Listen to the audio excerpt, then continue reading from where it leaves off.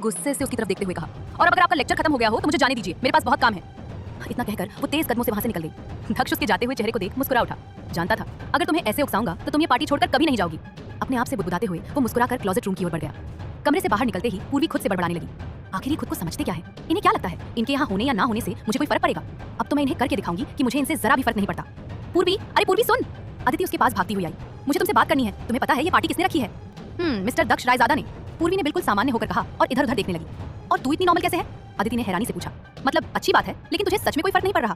उन्हें लगता है कि मुझे फर्क पड़ेगा। अब मैं भी उन्हें दिखा दूंगी कि उनके यहाँ होने या ना होने से मेरी जिंदगी पर कोई असर नहीं पड़ता। इतना कहकर पूर्वी आगे बढ़ गई। अदिति ने अपना माथा पकड़ लिया।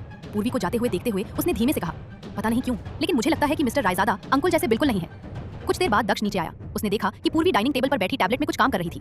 दक्ष उसके पास गया और थोड़ा झुककर टैबलेट में देखने लगा। पूर्वी को जब एहसास हुआ कि कोई उसके पास खड़ा है तो उसने हल्का सा सिर उठाया। दक्ष को अपने इतने करीब देखकर वो घबरा गई। घबराहट में वो कुर्सी से गिरने ही वाली थी कि तभी दक्ष ने उसकी कुर्सी पकड़ ली और पूछा, तुम इतनी घबरा क्यों गई? पूर्वी ने उसे देखते हुए कहा, ऐसे कौन झांकता है? दक्ष उसके बगल में बैठ गया और बोला, मैं तो बस देख रहा था कि तुम ठीक से काम कर रही हो या टाइम पास कर रही हो। पूर्वी ने उसे घूरते हुए कहा, आपको ऐसा क्यों लगता है कि मैं कुछ कर ही नहीं सकती? तभी एक मेड कॉफी और चाय लेकर आई। उसने कहा, सर आपकी कॉफी और मैम आपकी चाय। दक्ष ने कहा। मेड के जाते ही दोनों ने अपनी अपनी कॉफी और चाय पीनी शुरू कर दी। दक्ष बार बार पूर्वी को देख रहा था। उसने अपने लंबे घने बालों का जूड़ा बनाया हुआ था। कुछ लटे उसके गालों पर आ रही थी। उसने काले रंग की कुर्ती और नेवी ब्लू जींस पहनी थी। कानों में छोटे छोटे इयररिंग्स थे और चेहरे पर हल्का सा मेकअप। पूर्वी टैबलेट में काम करते हुए जरूरी बातें नोट भी कर रही थी। थोड़ी दूर खड़ी अदिति ये सब देख रही थी। दोनों को साथ देखकर उसने प्यार से उनकी बलाई लेते हुए कहा, हाय, किसी की नजर न लगे। तभी निर्वेद वहां आया और मुस्कुराकर बोला, ओहो दादी अम्मा, आपको देखकर तो मुझे अपनी दादी की याद आ गई। अदिति ने उसकी तरफ देखा और बोली, तुम हो? इतना कहकर उसने उसे नजरअंदाज किया और फिर से पूर्वी और दक्ष को देखने लगी। निर्वेद को उसका यूं अनदेखा करना अच्छा नहीं लगा। उसने धीरे से कहा, चलो हम भी दोस्त बन जाते हैं। अदिति ने साफ शब्दों में जवाब दिया, बिल्कुल नहीं, मुझे तुम जैसे इंसान से दोस्ती करने में कोई दिलचस्पी नहीं है। ये कहकर वो वहां से चली गई। निर्वेद बड़बड़ाया, इसका क्या मतलब है तुम जैसे इंसान? जैसे ये कोई हूर की परी हो, बड़ी नकचड़ी है। फिर वो भी वहां से चला गया। इधर दक्ष अब भी चुपचाप पूर्वी को देख रहा था। उसके इस तरह लगातार देखने से पूर्वी को अजीब सा महसूस होने लगा। आखिर उसने बिना सिर उठाए ही कहा, क्या आपको मुझे घूरने के अलावा कोई और काम नहीं है? अपनी बात समझते ही दक्ष थोड़ा झेप गया। उसने तुरंत नजरें हटा ली और अपना फोन निकालकर उसमें देखने लगा। पूर्वी ने धीरे से उसकी तरफ देखा। उसे फोन में व्यस्त देखकर उसके होठों पर हल्की सी मुस्कान आ गई, लेकिन अगले ही पल उसने अपनी मुस्कान छिपा ली। कुछ देर बाद पूर्वी का फोन बजा। उसने देखा कि कॉल उसके पापा की थी। उसने एक नजर दक्ष पर डाली और उठकर कमरे के एक कोने में चली गई। दक्ष ने उसे किसी से बात करते देखा तो उसके मन में फिर वही शक आया कि कहीं वो अंकुल से तो बात नहीं कर रही। लेकिन तभी पूर्वी वापस आई। बैठते हुए उसने फोन पर कहा, ठीक है डैड, मैं आपको बाद में कॉल कर दूंगी।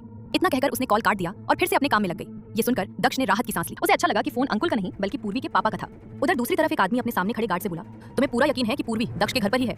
गार्ड ने हाँ में सिर हिलाया। ये सुनते ही वो आदमी जोर जोर से हंसने लगा और बोला, पूर्वी मैं आ रहा हूँ, अब तुम्हें मुझसे कौन बचाएगा? इधर पूर्वी पूरे दिन अपने काम में लगी रही। काम करते करते उसे इस बात का भी ध्यान नहीं रहा कि उसने सुबह से सिर्फ एक कप चाय पी थी। अब दोपहर हो चुकी थी लेकिन उसने कुछ भी नहीं खाया था। कुछ ही देर में एक अधेड़ उम्र की औरत पूर्वी के पास आई। उस समय पूर्वी वहाँ काम कर रहे लोगों को काम समझा रही थी। औरत ने विनम्रता से कहा, मैम आपने सुबह से कुछ नहीं खाया है, आइए मेरे साथ चलिए और कुछ खा लीजिए। जी, पूर्वी ने मुस्कुराकर कहा। फिर उसने वहाँ मौजूद सभी लोगों की तरफ देखकर कहा, आप सभी लंच कर लीजिए। सबने हाँ में सिर हिलाया और बाहर चले गए। गार्डन में सभी के खाने का इंतजाम किया गया था। पूर्वी भी बाहर जाने लगी। तभी औरत ने तुरंत कहा, मैम आप मेरे साथ आइए। पूर्वी ने हैरानी से उनकी तरफ देखा और बोली, मैं भी सबके साथ बाहर खाना खाने जा रही हूँ, मेरे लिए अलग से कुछ करने की जरूरत नहीं है। औरत घबराकर बोली, आई एम सॉरी मैम, लेकिन ये सर का आदेश है, अगर आपने मेरी बात नहीं मानी तो वो हमें नौकरी से निकाल देंगे। ये सुनकर पूर्वी हैरान रह गई। उसने मन ही मन गुस्से में सोचा, पता नहीं इन्हें दूसरों पर हुक्म चलाने में क्या मजा आता है। अब इन आंटी को भी मना नहीं कर सकती वरना इनकी नौकरी चली जाएगी। फिर उसने हल्की मुस्कान के साथ कहा, ठीक है, सिर्फ आपके लिए मैं आपके साथ चलती हूँ। ये सुनकर औरत राहत की सांस लेते हुए मुस्कुरा दी।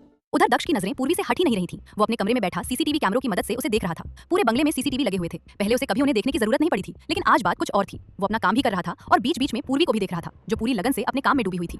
कुछ देर बाद पूर्वी डाइनिंग एरिया में पहुंची। मेड ने उसे कुर्सी पर बैठने के लिए कहा। जैसे ही पूर्वी बैठी, मेड वहां से हट गई। तभी दक्ष भी वहां आ गया। उसने मेड को हाथ के इशारे से जाने को कहा। मेड इशारा समझ गई और वहां से चली गई। अब डाइनिंग एरिया में सिर्फ पूर्वी और दक्ष थे। पूर्वी अपने फोन में कुछ स्क्रॉल कर रही थी। ये बात दक्ष को बिल्कुल पसंद नहीं आई। तभी एक मेड आई और दोनों को खाना परोसकर चुपचाप चली गई। पूर्वी ने एक हाथ में चम्मच पकड़ा हुआ था। वो खाना खाते हुए दूसरे हाथ से फोन भी चला रही थी। अब दक्ष से रहा नहीं गया। उसने सख्त आवाज में कहा, फोन बाद में चलाना, पहले खाना खाओ। दक्ष की गुस्से भरी आवाज सुनकर पूर्वी अंदर तक कांप गई। घबराहट में उसके हाथ से चम्मच छूट गया और वो डरकर दक्ष की तरफ देखने लगी। दक्ष ने और सख्त लहजे में कहा, घूरना बंद करो और फोन रखकर आराम से खाना खाओ, वरना ये फोन तोड़ दूंगा। पूर्वी ने बिना कुछ कहे तुरंत फोन एक तरफ रख दिया। उसने सिर झुका लिया और चुपचाप खाना खाने लगी। वैसे तो वो दक्ष से बात कर लेती थी और कभी-कभी उससे बहस भी कर लेती थी, लेकिन जब दक्ष गुस्से में होता तब उसकी इतनी हिम्मत नहीं होती थी कि उसे पलटकर जवाब दे सके। गुस्से में दक्ष किसी भूखे शेर से कम नहीं लगता था। पूर्वी चुपचाप खाना खाती रही। उसकी हिम्मत नहीं हो रही थी कि एक बार भी दक्ष की आंखों में देख सके। दक्ष ने एक नजर उस पर डाली और फिर खुद भी चुपचाप खाना खाने लगा। कुछ देर बाद पूर्वी का खाना खत्म हो गया। उसने तुरंत अपना फोन उठाया और बिना दक्ष की तरफ देखे, बिना कुछ कहे वहां से चली गई। पूर्वी के जाते ही दक्ष ने गुस्से में अपनी मुट्ठियां भींच ली। उसे गुस्सा इस बात का नहीं था कि पूर्वी खाना खाते हुए फोन चला रही थी, बल्कि इस बात का था कि उसने एक बार भी उससे बात नहीं की। उसने उसे इस तरह नजरअंदाज किया जैसे वह वहां मौजूद ही ना हो। इधर निर्वेद अदिति से कुछ बात करना चाहता था। निर्वेद ने आवाज दी, मिस अदिति। अब क्या है? अदिति ने चिढ़कर पूछा। निर्वेद भी झुंझलाकर बोला, तुम कभी मुझसे सीधे मुंह बात नहीं कर सकती। अदिति ने धीरे से कहा, तुम उस लायक नहीं हो। हालांकि उसने धीरे कहा था, लेकिन निर्वेद ने सुन लिया। वह उसे घूरते हुए बोला, क्या कहा तुमने? अदिति ने अपने बाल बड़े अंदाज से पीछे किए और बोली, काम बताओ, क्योंकि मैं तुम्हारी तरह फ्री नहीं हूँ। निर्वेद ने मन ही मन बड़बड़ाया, ये दक्ष भी ना कहाँ फंसा दिया मुझे। फिर चेहरे पर बनावटी मुस्कान लाते हुए बोला, मिस अदिति, क्या आप ये पैकेट पूर्वी मैम को दे देंगी? ये दक्ष ने उनके लिए लिया है, रात की पार्टी के लिए। उसने पैकेट अदिति की तरफ बढ़ा दिया। सच में? अदिति ने पैकेट को उलट पलट कर देखते हुए कहा।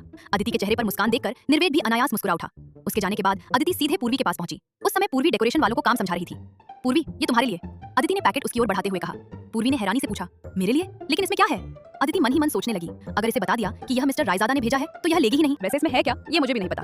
फिर उसने सहज बनते हुए कहा, अरे मैं ये तुम्हारे लिए ही लाई थी, लेकिन देना भूल गई। सोचा आज शाम की पार्टी में तुम यही आउटफिट पहन लेना। अच्छा मैं चलती हूँ, मुझे थोड़ा काम है, बाय। इतना कहकर वो बिना रुके वहां से चली गई। पूर्वी उसे आवाज देती रह गई, लेकिन अदिति तो जैसे तूफान की रफ्तार से निकल गई थी। रात का समय था। पूर्वी गेस्ट हाउस पहुंची। सबसे पहले उसने नहाकर कपड़े बदले, फिर बाथरोब पहनकर बाहर आई। उसकी नजर बिस्तर पर रखे पैकेट पर पड़ी। वो बिस्तर पर बैठी और पैकेट खोलने लगी। जैसे ही उसने पैकेट खोला, उसमें से हल्के लाल रंग की रेशमी साड़ी निकली। उसकी बॉर्डर पर बेहद बारीक काम किया गया था। साड़ी को देखते ही पूर्वी बड़बड़ाई, क्या ये पागल है जो मेरे लिए साड़ी लेकर आया? मैं काम करूंगी या ये साड़ी संभालती फिरूंगी? उधर पार्टी में दक्ष बार बार दरवाजे की तरफ देख रहा था। वो किसी का बेसब्री से इंतजार कर रहा था। अदिति काफी देर से ये सब देख रही थी। कुछ सोचकर वो दक्ष के पास आई और हल्का सा खांसते हुए बोली, वैसे मिस्टर रायजादा, आप किसका इंतजार कर रहे हैं? पार्टी के सारे जरूरी मेहमान तो आ चुके हैं। दक्ष ने उसकी तरफ देखा और सपाट आवाज में पूछा, तुम कौन हो? दक्ष की बात सुनकर अदिति कुछ पल के लिए हैरान रह गई। क्या ये मुझे जानता ही नहीं? उसने मन ही मन सोचा। फिर मुस्कुराते हुए बोली, मैं आपकी होने वाली साली हूँ जीजू। मुझसे अच्छे रिश्ते बनाकर रखिए, आगे चलकर मैं आपके बहुत काम आने वाली हूँ। दक्ष ने बस इतना ही कहा। अदिति मुस्कुराई और बोली, वैसे एक बात पूछूं? पूछो, दक्ष ने उसी सख्त लहजे में कहा। अदिति ने इस बार गंभीर होकर पूछा, आप मेरी पूर्वी को हमेशा खुश रखेंगे ना? उसकी नजरें सीधे दक्ष की आंखों में थीं। दक्ष ने एक पल उसकी तरफ देखा, फिर सामने देखते हुए शांत लेकिन दृढ़ आवाज में कहा, हमेशा। अदिति के इस सवाल ने दक्ष को एक पल के लिए चौंका दिया। जब अदिति उसके पास आई थी तो उसे लगा था कि शायद वो बाकी लड़कियों की तरह उससे फ्लर्ट करने आई है। उसने अक्सर देखा था कि कुछ लोग अपने ही दोस्तों के रिश्तों की परवाह नहीं करते, लेकिन अदिति ने जो सवाल पूछा उससे साफ हो गया कि उसे सिर्फ पूर्वी की खुशी की चिंता थी। ये बात देखकर पहली बार दक्ष के मन में अदिति के लिए सम्मान पैदा हुआ। तुम पूर्वी की सच्ची दोस्त हो, मैं वादा करता हूँ कि आखिरी सांस तक उसका साथ नहीं छोड़ूंगा, दक्ष ने अदिति की आंखों में देखते हुए कहा। अदिति ने हल्की मुस्कान के साथ जवाब दिया, आपकी आंखें बता रही हैं कि आप मेरी पूर्वी से बहुत प्यार करते हैं, लेकिन इस वक्त वो पूरी तरह टूट चुकी है। उसे दोबारा प्यार पर भरोसा दिलाना आसान नहीं होगा। दक्ष ने शांत आवाज में कहा, मैं कोई जल्दबाजी नहीं करूंगा। उसे जितना समय चाहिए उतना दूंगा ताकि वो अपने बीते दर्द से बाहर आ सके, और मैं उसे कभी अकेला भी नहीं छोड़ूंगा। ये दक्ष रायजादा का वादा है। अदिति ने राहत की सांस लेते हुए पूछा, तो अब मुझे पूर्वी की चिंता करने की जरूरत नहीं है? बिल्कुल नहीं, दक्ष ने पूरे आत्मविश्वास से कहा। अदिति को उसकी बातों में कहीं भी दिखावा या छल नजर नहीं आया। वो संतुष्ट होकर मुस्कुरा दी। वहीं दक्ष के पीछे खड़ा निर्वेद भी दोनों की बातें सुन रहा था। उसके चेहरे पर भी हल्की सी मुस्कान आ गई। तभी अदिति की नजर सामने पड़ी। अरे क्या आपने पूर्वी को जो आउटफिट दिया था वो यही था? लेकिन ये तो, कहते कहते वो रुक गई। दक्ष ने पलट कर देखा। अभी अभी पूर्वी पार्टी हॉल में दाखिल हुई थी। उसने लाल रंग का फुल लेंथ सूट पहना हुआ था। उसके खुले हल्के हल्के कर्ल किए हुए बाल कंधों पर बिखरे थे। कानों में बड़े बड़े झुमके उसकी खूबसूरती में चार चांद लगा रहे थे। हल्के मेकअप और हाई हील्स के साथ वो बेहद खूबसूरत लग रही थी। कुछ पल के लिए दक्ष की नजरें उसी पर ठहर गईं। फिर उसने अदिति की तरफ देखकर कहा, लेकिन मैंने तो उसके लिए साड़ी भेजी थी। अदिति मुस्कुराई और बोली, आप नहीं जानते, लेकिन पूर्वी से साड़ी ठीक से संभलती नहीं है, और शायद उसे समझ भी आ गया होगा कि वो साड़ी आपने भेजी थी, क्योंकि मैंने आज तक उसे कभी साड़ी गिफ्ट नहीं की। उसी समय पूर्वी की नजर दक्ष और अदिति पर पड़ी। वो उनकी तरफ बढ़ने लगी। उसे अपनी तरफ आते देख अदिति घबरा गई। वो धीरे से बोली, मैं तो चली, अभी इसका गुस्सा झेलने का मेरा बिल्कुल मन नहीं है। इतना कहकर वो वहां से फुर्ती से निकल गई। पूर्वी ने उसे जाते देखा और उसके पीछे बढ़ने लगी। तभी दक्ष ने उसे रोकते हुए कहा, मिस श्रीवास्तव, कहां जा रही हैं? पूर्वी रुक गई। उसने एक नजर दक्ष पर डाली। ब्लैक 3-पीस सूट में वो हमेशा की तरह बेहद आकर्षक लग रहा था। उसके बाल जेल से करीने से सेट थे और उसका व्यक्तित्व हमेशा की तरह प्रभावशाली लग रहा था। लेकिन पूर्वी ने तुरंत अपनी नजरें हटा ली। उसने अदिति के जाने की दिशा में इशारा करते हुए कहा, अगर आप मुझसे पार्टी से जुड़ा कोई सवाल पूछेंगे तभी मैं जवाब दूंगी। इसके अलावा आपके किसी भी सवाल का जवाब देना मैं जरूरी नहीं समझती। फिर उसने सीधे दक्ष की आंखों में देखते हुए कहा, और एक बात, मेरे पास पहनने के लिए कपड़ों की कोई कमी नहीं है। मुझे बिल्कुल पसंद नहीं कि कोई अजनबी जिसे मैं जानती तक नहीं मुझे कपड़े गिफ्ट करे। इतना कहकर वो वहां से चली गई। उसके जाते ही दक्ष ने गुस्से में अपनी मुट्ठियां भींच ली। पूर्वी तेज कदमों से अदिति को ढूंढते हुए आगे बढ़ रही थी। वो अभी कुछ ही दूर पहुंची थी कि अचानक किसी ने पीछे से उसका हाथ पकड़ लिया। इससे पहले कि वो कुछ समझ पाती, उस व्यक्ति ने उसे जबरदस्ती पास के एक कमरे में खींच लिया। पूर्वी बुरी तरह घबरा गई। डर के मारे उसने अपनी आंखें कसकर बंद कर ली। अगले ही पल उसे महसूस हुआ कि कोई उसकी कमर को बेहद गंदी नियत से छू रहा है। उसका पूरा शरीर डर से कांप उठा। उसके होंठ कांपे और उसके मुंह से बस एक ही नाम निकला, अंकुल। अगले एपिसोड्स 12 AM पर फ्री मिलेंगे।